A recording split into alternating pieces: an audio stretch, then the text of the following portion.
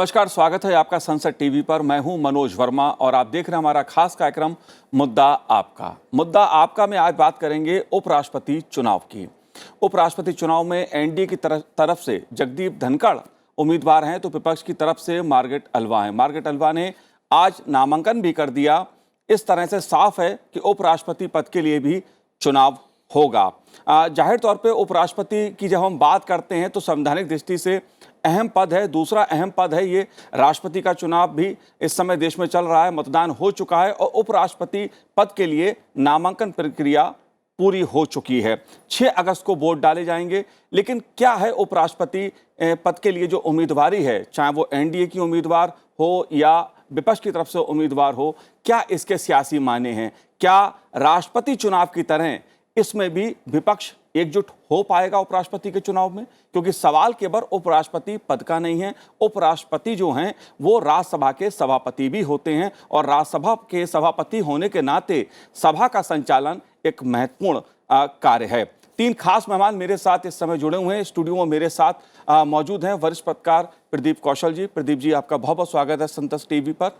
साथ ही वरिष्ठ पत्रकार मनोज मिश्रा जी हैं। मनोज जी, आपका भी बहुत बहुत स्वागत है। और सीधे बात करेंगे राज्यसभा के पूर्व महासचिव देश दीपक वर्मा जी से। देश दीपक वर्मा जी, आपका बहुत बहुत स्वागत है संसद टीवी पर। और शुरुआत मैं आप ही से ही करूंगा। देश दीपक जी, उपराष्ट्रपति पद के लिए भी नामांकन हो चुका है। एनडीए और विपक्ष दोनों को उम्मीदवार आमने सामने हैं। जहां तक उपराष्ट्रपति पद की बात है तो उपराष्ट्रपति की जो शक्तियां हैं, जो कार्य है, इसके बारे में आपका क्या कहना है? आप कैसे देखते हैं इसको? देखिए मनोज जी, जैसा कि आपको मालूम है अच्छी तरह से कि वाइस प्रेसिडेंट की इंस्टीट्यूशन जी का प्राविधान हमारे कॉन्स्टिट्यूशन में, हमारे संविधान के आर्टिकल 63 में किया गया है, 63 और 64 में। और उसमें ये बताया गया है कि there will be a vice president of India and वो वाइस प्रेसिडेंट राज्यसभा के अध्यक्ष भी होंगे जी। और ये दो जो चीज़ें हैं, एक्स ऑफिशियो, चूंकि वो राज्यसभा के चेयरमैन भी हैं, तो इसकी वजह से उनका एक बड़ा महत्वपूर्ण रोल है। और वो महत्वपूर्ण रोल एग्जीक्यूटिव में वो नंबर 2 की पोजीशन में हैं, वो नंबर 2 की पोजीशन में हैं जी और एक राज्यसभा में संचालन में उनको जो विपक्ष का है और जो जो सत्ताधारी दल है, उन दोनों के बीच में सामंजस्य स्थापित करते हुए पूरी राज्यसभा को चलाना है और जो बिल और जो और संसदीय कार्य होते हैं उसका संपादन करना है। तो इस तरह से उपराष्ट्रपति की जो पद की जो कल्पना की गई है, जो संरचना की गई है, वो एक बड़ा ही महत्वपूर्ण पद है। और ये कहा गया है कि ये पद, ये प्रॉफिट, इसके अलावा कोई भी प्रॉफिट की पोस्ट वो नहीं ले सकते हैं। लेकिन ये प्राविधान है कि वो उपराष्ट्रपति के पद पे एक एग्जीक्यूटिव के पार्ट और राज्यसभा के अध्यक्ष की तौर से एक संवैधानिक व्यवस्था में दोनों पक्षों के बीच सामंजस्य स्थापित करके सदन का कार्य चलाने का कार्य करते हैं। और इस दृष्टि से मैं समझता हूं कि उप राष्ट्रपति कम अध्यक्ष राज्यसभा की एक बहुत ही महत्वपूर्ण और चुनौतीपूर्ण भूमिका होती है। जी बिल्कुल। और जब राज्यसभा में गणित सियासी दृष्टि से किसी एक दल को बहुमत वाला नहीं हो, हालांकि जो एनडीए है वो सबसे बड़े एक घटक के रूप में वहां पर है, बीजेपी सबसे बड़े दल के रूप में है, लेकिन अभी भी बीजेपी गठबंधन को बहुमत नहीं है। लेकिन कुछ गैर कांग्रेसी दल हैं जिसके साथ बीजेपी कई महत्वपूर्ण सियासी अपने जो बिल होते हैं, जो अपने लक्ष्य होते हैं, उन्हें हासिल कर लेती है। प्रदीप कौशल जी, 2 उम्मीदवार सामने हैं। एनडीए से जगदीप धनखड़ जी हैं और विपक्ष की तरफ से मार्गरेट अल्वा जी। जगदीप धनखड़ जी को चुना जाना कितना अहम आप देखते हैं? क्या वजह उसके पीछे देखते हैं? और मार्गरेट अल्वा जी की जो संवैधानिक और संसदीय यात्रा रही है उसको आप कैसे देखते हैं? दोनों उम्मीदवारों के बारे में आपका क्या कहना? देखिए, कुछ हद तक तो दोनों में समानता आप देख सकते हैं। दोनों अपने जीवन के शुरू के हिस्से में दोनों वकील रहे हैं। जगदीप धनखड़ जी तो वरिष्ठ अधिवक्ता हैं सुप्रीम कोर्ट के और बड़ा नाम है उनका वकील के नाते। दोनों ने केंद्रीय मंत्रिमंडल में अपनी सेवाएं दी हैं और दोनों राज्यपाल भी रहे हैं जी। राज्यों के। मार्gaरेट एल्वा 3 राज्यों की राज्यपाल रह चुकी हैं। जगदीप धनखड़ जी पश्चिमी बंगाल के अभी तक राज्यपाल थे। तो अगर आप क्षमता की कसौटी पर देखें तो दोनों में विशेष गुण हैं। जगदीप धनखड़ जी बड़े पारंगत हैं संविधान और संविधान से जुड़े हुए विषयों में जी। और राज्यसभा का संचालन करने के लिए जितनी समझ चाहिए संविधान की और राज्यसभा के जो अपने नियम हैं, जो उनकी व्यवस्था है, उसको समझने की, समझाने की, उसको लागू करने की, उस दृष्टि से आप देखें तो उनके पास पर्याप्त अनुभव है, पर्याप्त योग्यता है।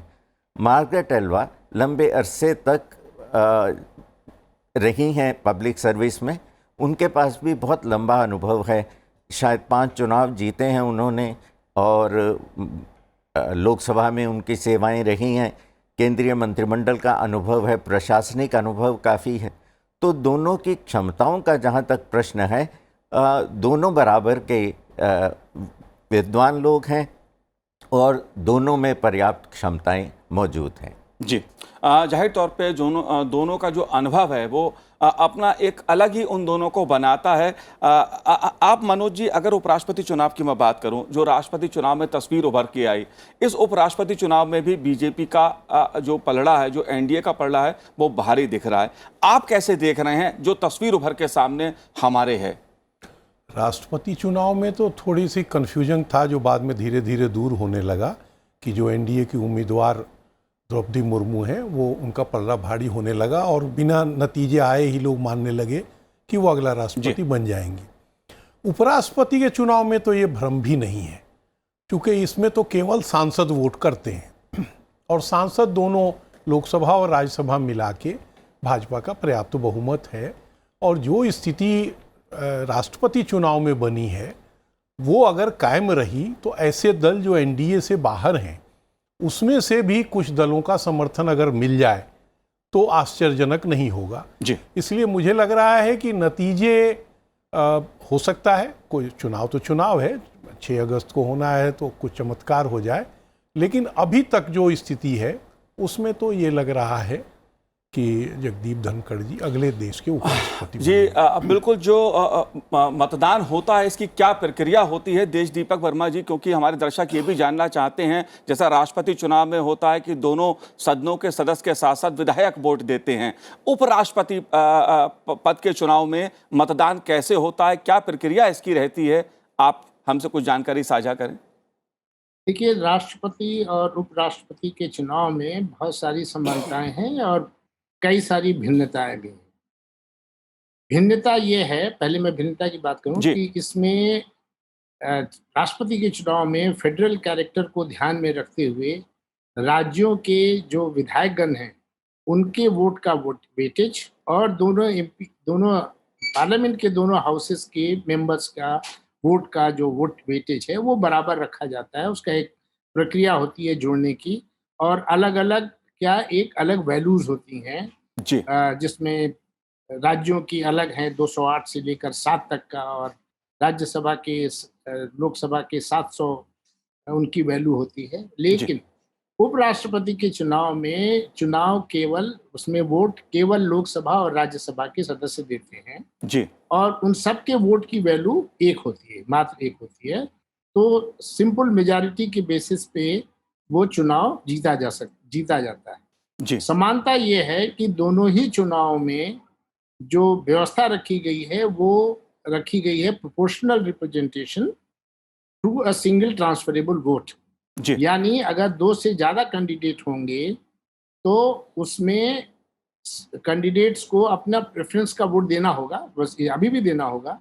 और प्रेफरेंशियल वोट जब वो देंगे तो उसमें चूंकि एक ही व्यक्ति का चुनाव किया जाना है जी। तो प्रेफरेंशियल वोट के अनुसार वो जैसे जैसे जो आखिरी कैंडिडेट है उस कैंडिडेट को एलिमिनेशन होगा और उसके वोट जो सेकेंड राउंड में, अगर फर्स्ट राउंड में इलेक्शन का रिजल्ट नहीं आता तो सेकेंड राउंड और थर्ड राउंड इनमें उनके वोट को काउंट किया जाता है। जी।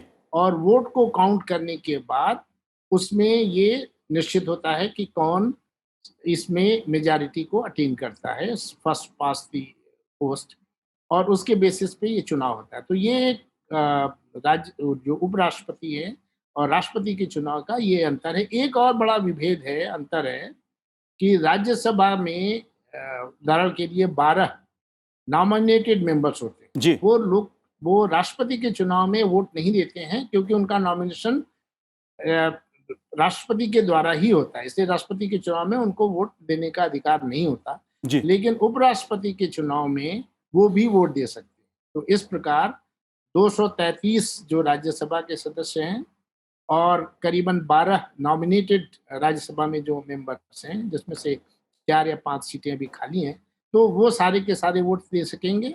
और लोकसभा के 543 जो मेंबर्स हैं उन सबको वोट जी। देंगे, और इस तरह से इनका जो टोटल आता है वो इसके इलेक्टोरेट होगा और ये लोग वोट करेंगे। जी। बिल्कुल देश दीपक वर्मा जी, और इस हिसाब से जो गणित उभर के सामने आ रहा है, हालांकि इसमें ऊपर नीचे चुनाव है, ऊपर नीचे संख्या हो सकती है। 788 कुल सदस्य हैं, उसमें से बहुमत के लिए 390 चाहिए, और जो एक तस्वीर उभर के सामने आ रही है बीजेपी और उसके सहयोगी दलों की, बीजेपी के पास अपने ही अकेले 394 हैं, यानी बीजेपी अपने दम पर ही जो उसका संख्या बल है उसके हिसाब से ही उपराष्ट्रपति के चुनाव में भारी है विपक्ष के ऊपर। अब सवाल ये आता है प्रदीप कौशल जी, जब ये स्थिति स्पष्ट है, तस्वीर साफ है, तो चुनाव विपक्ष ने लड़ने का इरादा क्यों किया? उसके पीछे क्या रणनीति है? नहीं, ये इसको आप सांकेतिक मान सकते हैं। जो पूरा मुकाबला होने जा रहा है वो खुला मैदान नहीं दे रहे, और उसी बहाने भाजपा की नीतियों की आलोचना कर रहे हैं और वो दिखा रहे हैं। और फिर दूसरा प्रयास है विपक्षी एकता का। जी। तो उसमें अभी इनको बड़ी सीमित सफलता मिली है। तो उसमें आप देखते हैं कि जो विपक्षी एकता आधी अधूरी जो बनी है, उसके सूत्रधार शरद पवार हैं। जी। तो कांग्रेस की बड़ी इच्छा थी कि वो नेतृत्व करे भाजपा विरोध की जो राजनीति है उसका, और तृणमूल की नेता ममता बनर्जी की का प्रयास था।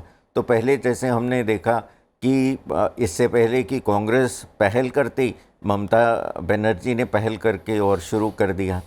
लेकिन इस बार लगता है, और यशवंत सिन्हा जो अंत में उम्मीदवार बने, वो उससे पहले ममता बनर्जी की पार्टी के नेता थे, उसके सदस्य थे। इस बार जो है वो थोड़ा सा कांग्रेस के पक्ष में गया है, क्योंकि मार्गरेट एल्वा कांग्रेस से संबद्ध है। और लेकिन ये महत्वपूर्ण है कि दोनों दल, उनमें आपस में खींचतान है तृणमूल कांग्रेस और कांग्रेस में। जी। दोनों ने प्रस्ताव, जो पहली अपनी पसंद जो है वो शरद पवार को दिखाया। उन्होंने पहल की कि शरद पवार जो है वो राष्ट्रपति पद के लिए जो सांकेतिक विरोध है उसके लिए वो आगे आए। जब उन्होंने सहमति नहीं दी, तभी दूसरे नामों पर विचार हुआ। दोनों के विषय में जो विपक्षी दलों की बैठकें हुई हैं वो शरद पवार के घर पे हुई हैं। जी। और उन्होंने कांग्रेस और तृणमूल कांग्रेस के बीच में पुल का भी काम किया है। तो पहली बार ममता बनर्जी के पक्ष में जो पूरा कांग्रेस का भी समर्थन लिया, इस बार उनका समर्थन लिया। दूसरी बात, आम आदमी पार्टी जो है उसने काफ़ी हद तक प्रयास किया कि कांग्रेस से अपनी दूरी बनाए रखें। काफ़ी अंत में आकर के उन्होंने यशवंत सिन्हा का समर्थन किया। परसों जो बैठक शरद पवार जी के घर पर हुई, उस बैठक से भी अभी फिलहाल आम आदमी पार्टी ने दूरी बनाई रखी। जी। तो अब मुझे लगता है उनके पास कोई विकल्प नहीं बचेगा, अंत में समर्थन देंगे। तो ये एक खास उसका फीचर रहा है विपक्ष की राजनीति। जी। बिल्कुल मनोज जी, अगर मैं बात करूं राष्ट्रपति चुनाव की, एक बात करूं, अगर राष्ट्रपति चुनाव का जो मत संख्या थी उसके हिसाब से बीजेपी को और गठबंधन को 13,000 वोट कम थे, लेकिन द्रौपदी मुर्मू जी की उम्मीदवारी के बाद वो दायरा बढ़ता गया, और दायरा इतना बढ़ता गया कि विपक्षी खेमे में टूटन हुई, बिखराव हुआ। कई दल ऐसे जो राज्यों में कांग्रेस के साथ सरकार चला रहे हैं, वो केंद्र में द्रौपदी मुर्मू जी के समर्थन में खुलकर सामने आ गए। अब उपराष्ट्रपति के चुनाव में इस विपक्षी एकता को आप कैसे देखते हैं? क्योंकि सवाल ठीक है, राजनीति में, लोकतंत्र में सबको चुनाव लड़ने का अधिकार है, अपनी बात कहने का अधिकार है, लेकिन क्या विपक्षी एकता जिसकी हम कल्पना करते हैं, जिसके बारे में सुनते हैं, क्या वो इसमें हमें एकजुट विपक्ष देखने को मिलेगा?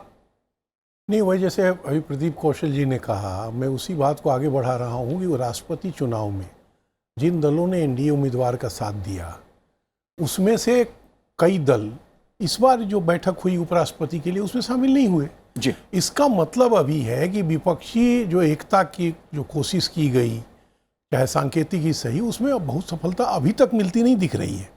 हाँ, ये जरूर है कि झारखंड मुक्ति मोर्चा, जिसने खुलेआम, जो कांग्रेस के साथ जिसकी सरकार चल रही है झारखंड में, जो खुलेआम उसने द्रौपदी मुर्मू को समर्थन किया है, या जो सबसे बड़ी नेता उसमें बन रही थी ममता बनर्जी, जिनके दल के ही व्यक्ति यशवंत सिन्हा जी उम्मीदवार बने थे राष्ट्रपति के, वही बाद में एग्रेसिव होकर चुनाव प्रचार करना छोड़ दिया राजनीति के चलते, या कई दलों ने खुलेआम, अब जैसे बीजू जनता दल का तो शुरू से ही ऐसा नहीं था स्टैंड कि वो विपक्षी एकता के साथ में है या दूसरे दलों का। मुझे लग रहा है कि इस चुनाव में भी, उपराष्ट्रपति के चुनाव में भी, ये स्थिति आखिर तक बनी रहेगी और इसका लाभ एनडीए उम्मीदवार जगदीप धनखड़ को मिलेगा। और हम लोग जो अनुमान लगा रहे हैं जी, उस अनुमान से ज़्यादा वोट मिलेगा, ऐसा मुझे लग रहा है, जो वातावरण अभी देश में बना है। क्योंकि जो छोटे छोटे दल हैं, जिनके एक सदस्य, एक सांसद लोकसभा में है, 2 सांसद राज्यसभा में, ऐसे दल अपने को सरकार से डिसोसिएट करना आसानी से नहीं चाहेंगे, ऐसा मुझे लग रहा है। अब ये तो बाद के दिनों में, लेकिन अभी तक जो वातावरण दिख रहा है उसमें मुझे लग रहा है कि कई दलों का, अघोषित रूप से जिनका अभी एनडीए के साथ अलायंस नहीं है, उनका भी समर्थन मिलेगा। बहरहाल चुनाव है, राष्ट्रपति का चुनाव हो या उपराष्ट्रपति का चुनाव हो, इसमें चुनावी प्रबंधन की बात की जाए तो राष्ट्रपति के चुनाव में चाहे गठबंधन को बनाए रखने की बात हो या बात दूसरे अपना समर्थन बढ़ाने की बात हो, जो बीजेपी के रणनीतिकार थे उनका एक प्रबंधन बेहतर सामने उभर के आया और इसलिए क्रॉस वोटिंग की जो खबरें थी वो अधिक उन राज्यों से उभर के आईं जहां पर कांग्रेस में ज़्यादा सेंध लगी। खासतौर से उड़ीसा की बात करूं, झारखंड की बात करूं तो क्रॉस वोटिंग काफ़ी नज़र आई। उत्तर प्रदेश में भी समाजवादी पार्टी में भी कुछ लोगों ने क्रॉस वोटिंग की, इस तरह की खबरें भी उभर के सामने आईं। देश दीपक वर्मा जी, मैं आपसे एक यहाँ पर तकनीकी बात और समझना चाहता हूँ, क्योंकि शिवसेना का जो मामला है, महाराष्ट्र में शिवसेना की सरकार चली गई, उद्धव सरकार चली गई वहाँ से, लेकिन अब बात आ गई है दिल्ली में। दिल्ली में भी जो शिवसेना संसदीय दल है, इस तरह की जो खबरें सामने आ रही हैं कि वो भी विभाजन के तौर पे सामने उभर के बात आ रही है, इसका तकनीकी पहलू आप कैसे देखते हैं? देखिए, किसी भी दल का जो एक विखंडन अगर होता है, अगर कोई विभाग होता है, तो कहते हैं कि उसका जो विभाजन है वो जो पार्लियामेंट्री पार्टी है, जो पार्टी है और जो राज्य है, उनमें सब में होने पर ही इलेक्शन कमीशन दोनों ग्रुप्स को अलग अलग रिकॉग्नाइज करता है जी। जहाँ तक एंटी डिफेक्शन का प्रश्न है, अगर जैसा कि मालूम है आपको कि अगर 2/3 मेंबर्स जी, अगर वो किसी नए दल को ज्वाइन करते हैं या अपना अलग ग्रुप बना लेते हैं, तो वो एंटी डिफेक्शन से प्रभावित नहीं होते। अब ये इस बात पे डिपेंड करेगा कि कितनी संख्या में कितने लोग इस दल में या इस ग्रुप में या उस ग्रुप में जाते हैं जी, और उस ग्रुप को का जो इस तरह का जो विभाजन होता है, उसको जो हमारे अध्यक्ष होते हैं, जी, वाइस प्रेसिडेंट ऑफ इंडिया, वो उसको रिकॉग्नाइज करते हैं, तो उसकी स्वीकृति मान्य होगी। बट जहाँ तक राज्यसभा के उपराष्ट्रपति का और राज्यसभा अध्यक्ष के चुनाव का प्रश्न है, जी, उपराष्ट्रपति के, तो उसमें तो ये प्रश्न इसलिए लागू नहीं होता क्योंकि जो विप इसमें लागू, राष्ट्रपति और उपराष्ट्रपति दोनों के चुनाव में विप लागू नहीं किया जा सकता, विप जारी नहीं किया जा सकता जी, और विप मेंबर्स पे लागू नहीं होता। तो चूंकि ये व्यवस्था है, तो मेरा ख्याल है राष्ट्रपति के उपराष्ट्रपति के चुनाव में इसका कोई अंतर नहीं पड़ेगा, लेकिन जरूर इसका राजनीति पे, महाराष्ट्र की राजनीति में और पूरे देश की राजनीति में इसका दूरगामी प्रभाव होगा, ऐसा मैं सोचता हूँ। जी। प्रदीप कौशल जी, बात शिवसेना की मैं और समझना चाहता हूं, क्योंकि ये बात ठीक है कि विप इसमें जारी नहीं होता, लेकिन संजय राउत जी आज शरद पवार जी के साथ कंधे से कंधा मिला के मार्गारेट अलवा जी के साथ खड़े हुए थे। लेकिन खबरें इस तरह की हैं कि 1 दर्जन के आसपास जो शिवसेना के सांसद हैं वो शिंदे गुट के साथ जा सकते हैं। ये तस्वीर क्या दिखा रही है? ये तस्वीर दिखा रही है कि जो विभाजन राज्य के स्तर पर विधायकों में हुआ, वही उसी प्रकार से विभाजन केंद्र में भी दोनों जो सदन हैं उनके अंदर दिखाई देगा। तो उसके चलते हुए एक तो ये परिवर्तन आपने देखा होगा कि पहले द्रौपदी मुर्मू जो हैं उनके लिए तो पूरी शिवसेना ने समर्थन दिया, शिवसेना के अध्यक्ष उद्धव ठाकरे ने भी समर्थन दिया, तो वो विभाजन जो है वो ढका रहा। लेकिन उपराष्ट्रपति पद के चुनाव में जो उद्धव ठाकरे के साथ लोग हैं वो वोट करेंगे मार्गारेट अलवा को, और जो दूसरे लोग हैं जो मुख्यमंत्री शिंदे के साथ हैं वो लोग पूरे तरीके से वोट करेंगे जगदीप धनखड़ जी के लिए। तो मुझे लगता है कि जो औपचारिकताएं हैं विभाजन की, शिवसेना उस तरफ बढ़ती दिखाई दे रही है कि ये विभाजन जो है वो कानूनी तौर पर भी होगा। लेकिन जहाँ तक वोट का सवाल है, जैसे देश दीपक जी उल्लेख कर रहे थे कि विप तो जारी होता नहीं, तो ये तो आधार नहीं हो सकता कार्रवाई का, लेकिन कालांतर में ये सब होगा। पर जहाँ तक पार्टी के विभाजन का प्रश्न है तो वो तो इलेक्शन कमीशन और मुझे लगता है पूरी लड़ाई सुप्रीम कोर्ट तक लड़ी जाएगी।